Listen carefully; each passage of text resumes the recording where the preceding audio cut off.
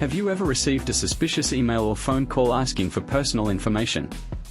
Chances are you were targeted by a social engineering attack. Social engineering is a tactic cybercriminals use to manipulate individuals into divulging confidential information or performing actions that compromise security.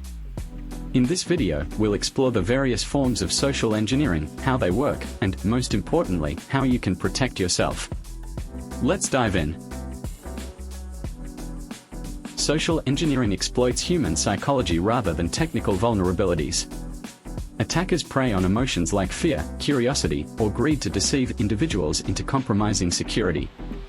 Common tactics include impersonation, creating a sense of urgency, or offering something enticing to lower the victim's defenses. Phishing involves sending fraudulent communications, often emails, that appear to come from reputable sources. The goal is to trick recipients into revealing sensitive information or clicking on links that install malware. For example, you might receive an email from what looks like your bank, urging you to verify your account details to prevent suspension. Unsuspecting victims who click the link and enter their information are actually providing it directly to cybercriminals. Spear phishing is a more targeted form of phishing. Attackers research their victims to craft personalized messages, making the deception more convincing.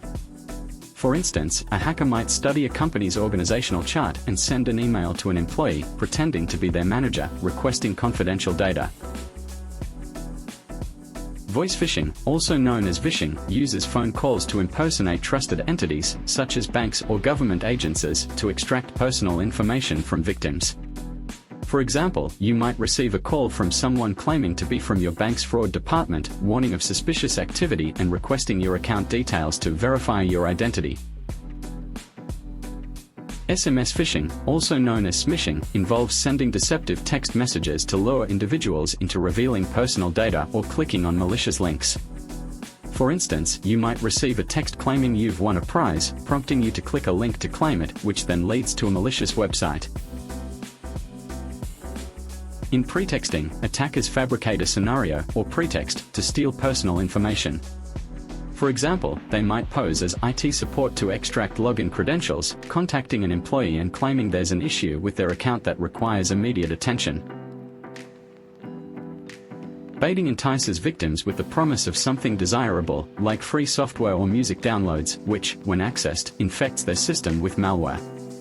For example, an attacker might leave a labeled USB drive in a public place, hoping someone will pick it up and plug it into their computer, inadvertently installing malicious software. Tailgating. This physical security breach occurs when an unauthorized person follows an authorized individual into a restricted area, exploiting common courtesy to gain access. For instance, an attacker might pretend to have forgotten their access card and ask an employee to hold the door open for them. Awareness and vigilance are your best defenses against social engineering attacks. Here are some essential tips. Be skeptical. Always verify unsolicited requests for sensitive information, even if they appear to come from trusted sources. For example, if you receive an unexpected email from your bank asking for personal details, contact the bank directly using official channels to confirm the request. Inspect links and attachments. Avoid clicking on links or downloading attachments from unknown or unexpected emails and messages.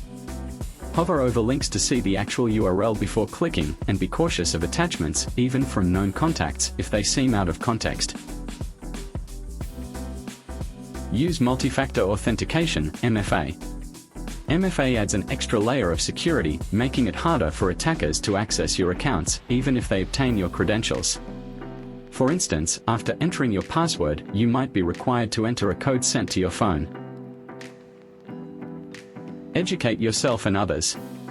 Regularly update your knowledge about common attack vectors and ensure those around you are also informed. Participate in security awareness training sessions and share information about new threats with colleagues and friends. Verify identities. When in doubt, contact the person or organization directly using official channels to confirm the legitimacy of the request. For example, if someone calls claiming to be from your company's IT department, hang up and call back using the official company directory.